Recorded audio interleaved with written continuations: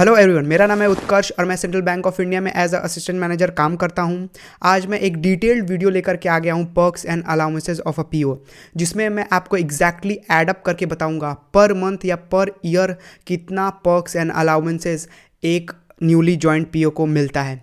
तो वीडियो को directly start करेंगे और डिस्कस करना शुरू करूँगा जो मैंने प्रिपेयर किया हुआ है इस प्रेजेंटेशन में। तो सबसे पहले मैं यहाँ शुरुआत करूँगा। ये फर्स्ट पेज आप देख सकते हैं, थोड़े बहुत कंटेंट्स का मैंने प्रिपेयर किया हुआ है और उसके बाद डायरेक्टली मैं शुरू करूँगा। जो मेरा पहला पॉइंट है वो ये है, व्हाट्स इनसाइड।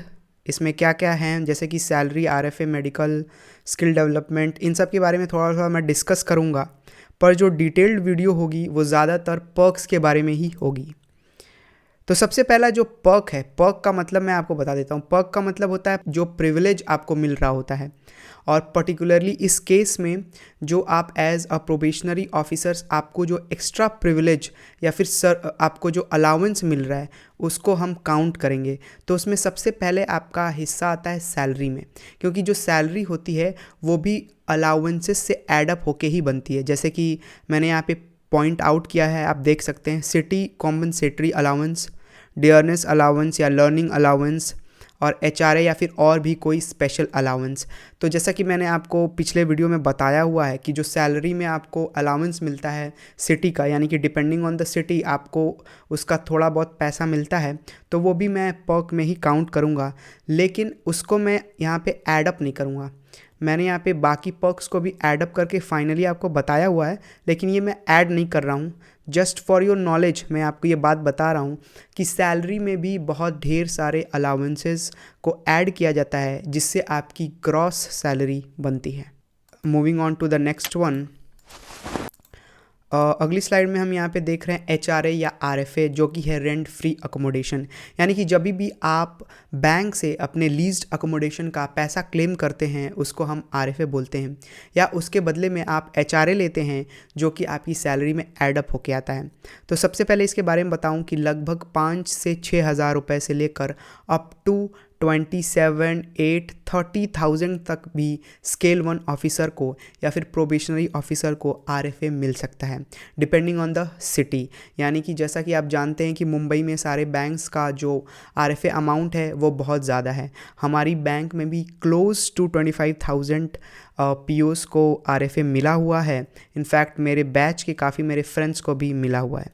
तो ये इस रेंज में हो सकता है। और पर्क्स एंड अलाउंसेस में अगर मैं काउंट करता हूँ तो one of the biggest perk जो आपको बैंक देती है वो होता है आरएफए। यानी कि आपके रहने का जो खर्चा है वो आपका इंस्टीट्यूशन यानी कि बैंक उठा रही होती है। और इसके साथ में एक यूटिलिटी अलाउंस जो है वो ऐडअप कर दिया है बैंक ने। जो लोग आरएफए क्लेम कर रहे हैं उसके साथ आप लगभग 900 या 1000 रुपये या 1500 रुपये तक भी आपको बैंक एक्स्ट्रा पेमेंट कर रही होती है यूटिलिटी अलाउंस के नाम पे। तो ये भी आपका एक पर्क है जो कि इसमें आरएफए में ही आप ऐड करके काउंट कर सकते हैं। अभी ये सिटी टू सिटी डिपेंड करेगा। तो यहाँ पे जैसा कि आप देख सकते हैं कि मैंने मेंशन किया हुआ है 15,000 रुपीज़। ये मैं एवरेज ले रहा हूँ सभी एरिया को इंक्लूड करके। अभी देखिए ज़्यादातर पोस्टिंग्स जो होती हैं वहाँ पे 15,000 आरएफए नहीं मिलता है। बहुत कम सिटीज़ हैं जहाँ पे 15,000 या एंड अबव मिलता है, इसलिए मैंने इसको 15,000 लिखा हुआ है। लास्ट में मैं इसको एक रेंज में आपको ऐडअप करके बताऊंगा ताकि ये ज़्यादा या कम आपको नहीं लगे। अभी अगली स्लाइड पे मैं मूव करता हूँ। तो यहाँ पे आ जाती है एम्प्लॉय बेनिफिट्स की सीरीज़। क्या क्या बेनिफिट्स आपको मिल रहे हैं पर मंथ या ईयरली बेसिस पे। उसमें पर मंथ आपको मैं बताता हूँ न्यूज़पेपर। तो लगभग सारी बैंक्स इस टाइम पे आपको न्यूज़पेपर अलाउंस देते हैं, जो लगभग 150, 200 से 250 रुपये पर मंथ तक हो सकता है। उसके बाद आता है आपका मोबाइल अलाउंस। आपका जो मोबाइल फ़ोन का यूसेज है उसके लिए भी बैंक आपको स्केल 1 ऑफिसर्स को या अबव ऑफिसर्स को या फिर जो भी पीओज़ हैं उनको दे रही होती है। लगभग ये 500 पर मंथ होता है, यानी 500 रुपीज़ पर मंथ का एवरेज है ज़्यादातर बैंक्स में। उसके बाद एक आता है एंटरटेनमेंट अलाउंस। अभी ये जो अलाउंस है एंटरटेनमेंट अलाउंस सारी बैंक्स में पीओस को नहीं मिलता है, कुछ बैंक्स हैं जिसमें ये पीओस को मिलता है। तो ये लगभग आप देख सकते हैं कि 3, 4 to 5,000 तक भी ये अलाउंस ईयरली हो सकता है। तो यहाँ पे फाइनली हम ऐड अप करना शुरू करेंगे। 15,000 जो मैंने लिया था आरएफए की तरफ से, उसमें 200 + 500 + 300, जो ये 300 मैंने लिया है ये रफली पर मंथ का मैंने कैलकुलेट किया हुआ है एंटरटेनमेंट अलाउंस, जो कि ऐड अप होके आता है रफली 16,000 रुपीज़। प्लीज़ कैलकुलेशन को बिल्कुल ध्यान मत दीजिए, क्योंकि मैंने हर एक फिगर एक रफ़ फिगर लिया हुआ है। यह आपको सिर्फ एक अंदाज़ा लगाने के लिए है कि लगभग कितना वैल्यू हम ऐड अप करते हैं। तो अब हम अगली स्लाइड पे चलते हैं। अगला स्लाइड है डेंटल क्लेम। ये आपको हर 3 साल पे भी मिल सकता है और कुछ बैंक्स में ये हर साल मिलता है। वो लगभग 6,000 रुपये मैंने एवरेज लिया हुआ है। 6 से 8 या 9,000 तक भी ये दूसरे बैंक्स में मिलता है। उसके बाद आता है एक ब्रीफ केस अलाउंस। जो भी आप ब्रीफ केस या बैग यूज़ कर रहे हैं अपने डेली यूसेज के लिए, जो आपने खुद परचेज़ किया हुआ है, उसका आप क्लेम कर सकते हैं, जो कि 1,500 से 2,500 रुपये तक हो सकता है डिपेंडिंग ऑन द ब्रांच। उसके बाद अगला आता है आई चेकअप, जो कि 500 रुपीज़ पर ईयर तक मिलता है।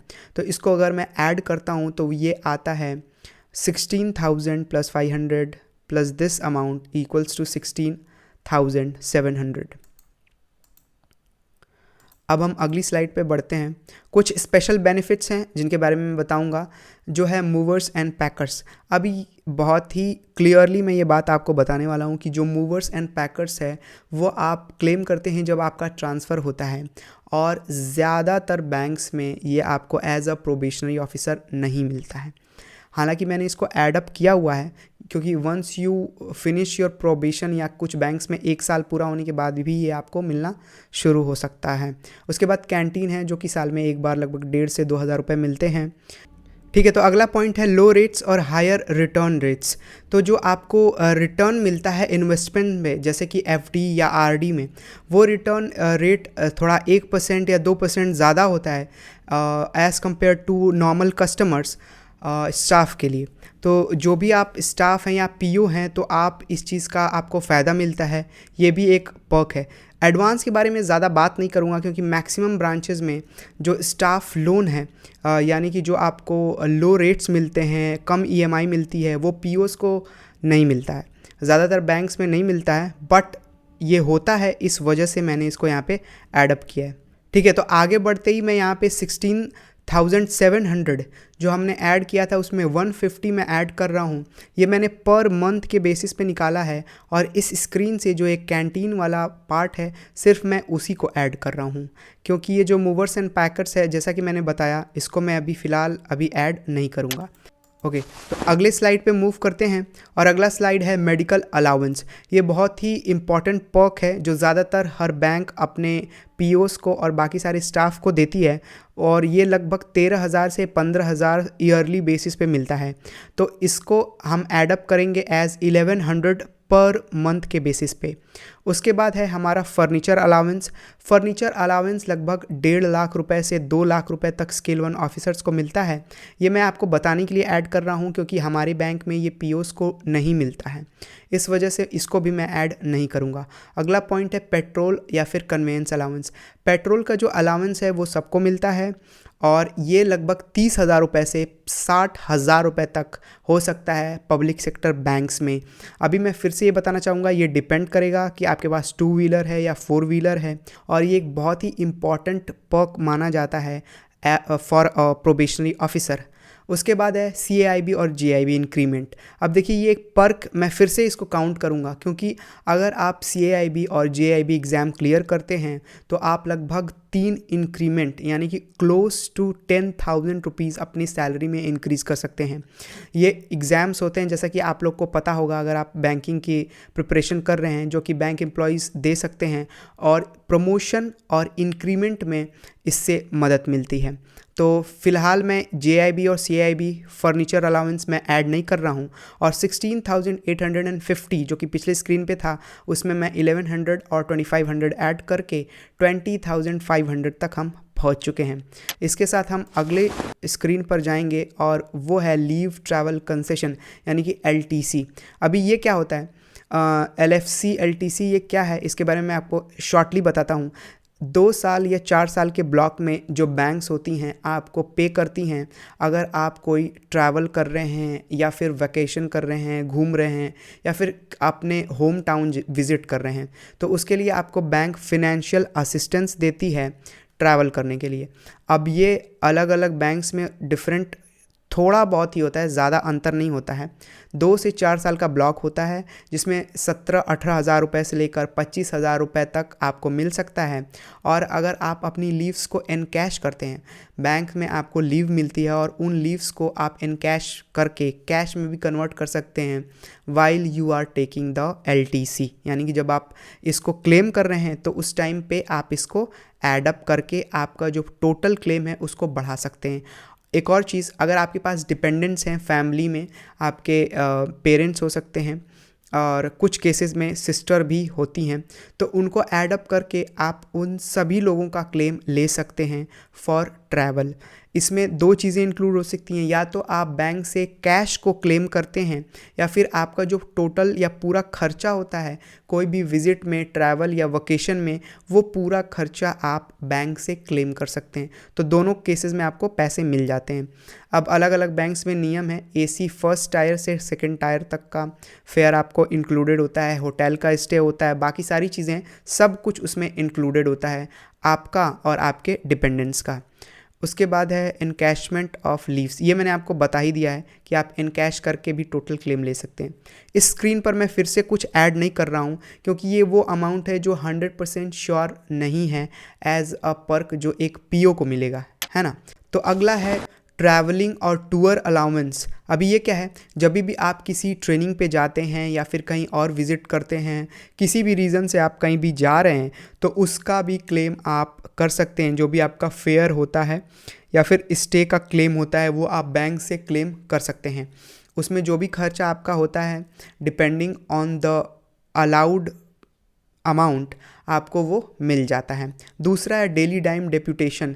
ये क्या चीज़ होती है, अगर आप कहीं डेप्यूटेशन पे जा रहे हैं, आप ट्रेनिंग पे जा रहे हैं या फिर आप किसी इंस्पेक्शन पे जा रहे हैं, तो उस टाइम का और उसके साथ ट्रैवल दोनों का आपको खर्चा मिलता है।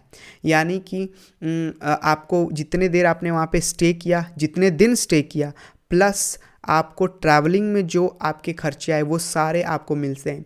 इसमें सबसे जो कॉमन होता है वो डेप्यूटेशन का होता है। अगर आप दूसरे ब्रांचेस में जाके डेप्यूट हो रहे हैं 1 दिन 2 दिन 3 दिन के लिए, अगर स्टाफ की कमी है या ऐसा कोई भी पॉइंट है, आप ट्रेनिंग अटेंड कर रहे हैं, तो उसमें लगभग 2,000 रुपये पर डे से आपको कैश मिलता है। तो ये भी एक पर्क है। तो अगेन जैसा कि आप ये अमाउंट देख रहे हैं 21,500 पर मंथ आप एक प्रोबेशनरी ऑफिसर का पर्क्स एक्सपेक्ट कर सकते हैं। अब ये इसमें बहुत सारी चीज़ें कम ज़्यादा हो सकती हैं। मैं आपको बता रहा हूँ, मैंने 15,000 लिया हुआ था RFA अमाउंट को, उसको आप रिड्यूस करेंगे तो ये 10,000 पे रिड्यूस करेंगे तो ये 15,000 होगा, है ना। तो ये सारी चीज़ें वैरी करेंगी और इस बात का आपको बहुत खासा ध्यान रखना है कि और बहुत सारे ऐसे पर्क्स हैं जिनको मैंने ऐड भी नहीं किया। तो सब कुछ बैलेंस करने के लिए मैंने एवरेज लिया हुआ था। अगर मैं इसको 12 से मल्टीप्लाई करता हूँ, यानी कि मैं ईयरली बेसिस पे इसको कैलकुलेट करना चाहूँ, तो वो आएगा रफली 2.5 लाख रुपए के आसपास। बट इसको आप कंसिडर करिए 2 से 2.5 लाख रुपए के बीच में ईयरली बेसिस पे एक PO को पर्क्स और अलाउंसेस मिल सकते हैं एक पब्लिक सेक्टर बैंक में। अभी हम आगे बढ़ेंगे तो कुछ ऐसे पर्क्स थे जिनको मैंने ऐड नहीं किया था, उनको अगर मैं ऐड कर दूं तो ये अमाउंट थोड़ा और बढ़ सकता है। तो जैसा कि आपने देखा कि मैंने आपको बताया एग्जैक्टली कैलकुलेट करके कि पर ईयर या पर मंथ बेसिस पे आप लगभग कितना पर्क और अलाउंसेस को एक्सपेक्ट कर सकते हैं एक IBPS PO के लिए। बट अगेन मैं आपको ये बात बोलना चाहूँगा कि इसको बहुत ही ज़्यादा प्रोफ्यूज़ अमाउंट में मत समझिए, इसको बहुत लैविशली मत देखिए, क्योंकि ये ज़रूर पर्क्स हैं लेकिन एक जो सेलेक्टेड कैंडिडेट है या जो ऑफिसर है बैंक में, उसके लिए ये एज अ हेल्प और एज अ सेटिस्फैक्शन जो है काम करता है। और जो लोग प्रिपेयर कर रहे हैं उनका टारगेट ऐसा नहीं होना चाहिए कि आप एग्जैक्टली एक एक चीज़ कैलकुलेट करें, समझने की कोशिश करें। ये जो रफ़ अमाउंट है ये बहुत ही इनफ होना चाहिए आपको मोटिवेशन देने के लिए। तो फ़िलहाल जो एडिशन था वो यहीं तक कंप्लीट मैं करूँगा। उसके बाद कुछ ऐसे पॉइंट्स हैं जो डायरेक्टली तो पर्क्स की तरह पीओ के लिए नहीं होते हैं, बट इवेंचुअली होते हैं, और उनके बारे में मैं थोड़ा सा डिस्कशन करूँगा। जिसमें सबसे पहला पॉइंट है इनकैशमेंट ऑफ पीएल, जो कि मैंने आपको पहले बता दिया है कि आप लीव्स को इनकैश कर सकते हैं। सेकेंड पॉइंट है एनपीएस। तो जैसा कि आप जानते हैं कि न्यू पेंशन स्कीम में आप जब भी एक एम्प्लॉय बन के आते हैं तो आपकी तरफ से, आपकी सैलरी से और इंस्टीट्यूशन यानी बैंक की तरफ से उसमें आपका पैसा इकट्ठा होता है, जो फ्यूचर में आपके किसी काम के लिए पार्शियल विड्रॉल या फिर आफ्टर रिटायरमेंट बहुत ही ज़्यादा हेल्पफुल होता है। ये एक बहुत ही मेजर पर्क है किसी भी एक बैंक ऑफिसर के लिए या फिर किसी भी एम्प्लॉय के लिए। थर्ड पॉइंट है इंश्योरेंस। सबसे पहले तो बैंक आपको एज अ एम्प्लॉय अपनी तरफ से लगभग कुछ अमाउंट का जो इंश्योरेंस है वो आपका कर देती है, और इसको आप इंक्रीज़ भी कर सकते हैं अपना प्रीमियम अमाउंट बढ़ा करके। और ये आप जो इंस्टीट्यूशन होता है वो खुद से अपने एम्प्लॉयज़ के लिए इंश्योरेंस करता है। तो ये भी एक पर्क है अगर आप एम्प्लॉय बन के आते हैं बैंक्स में। और लास्ट पॉइंट जो मैं आपको डिस्कस करना चाहूँगा, जैसा कि मैंने बहुत शुरू में ही बताया था कि पर्क का मतलब होता क्या है, अगर आप ये जानने की कोशिश करेंगे तो आपको समझ में आएगा। जो कि एम्प्लॉय ग्रोथ है और जो ट्रेनिंग है वो भी एक इसका हिस्सा है। जैसा कि आप जानते हैं कि जब भी आप बैंक में पीओ बन के आते हैं तो आपको वेरियस ट्रेनिंग प्रोग्राम्स के थ्रू बैंक ट्रेन करती है और उनका एक्सपीरियंस देती है, उसकी सैलरी देती है, और साथ में जितने भी आपके खर्चे हैं वो बैंक उठा रही होती है। और दूसरा है स्किल डेवलपमेंट प्रोग्राम्स। अभी जो स्किल डेवलपमेंट प्रोग्राम्स भी होते हैं वे नए लोगों के लिए ज़्यादा होते हैं, और ये इसको कराने का जो खर्चा है वो खुद इंस्टीट्यूशन यानी कि बैंक बियर कर रहा होता है। तो आपकी पर्सनालिटी डेवलपमेंट, स्किल डेवलपमेंट और सोशल स्किल्स की डेवलपमेंट भी एक पर्क मैं मानता हूँ जो भी ऑफिसर्स या कैंडिडेट्स सेलेक्ट होके आ रहे हैं। तो ये भी आपको बैंक में मिलता है और आपको अलग अलग तरीके का वर्क कल्चर एक्सपीरियंस करने को मिलता है। तो फाइनली ये थी लास्ट स्लाइड, और यहाँ पे मैं आपको बोलना चाहूँगा कि जो लोग सेलेक्ट होके आए हैं वो इन सब चीज़ों को देखकर एक अंदाज़ा लगाएं, बहुत ज़्यादा ओवरवेल्म ना हो, और जो लोग प्रिपेयर कर रहे हैं उनके लिए भी एक मोटिवेशन की तरह काम करना चाहिए। फ़िलहाल इस वीडियो में इतना ही। थैंक्स।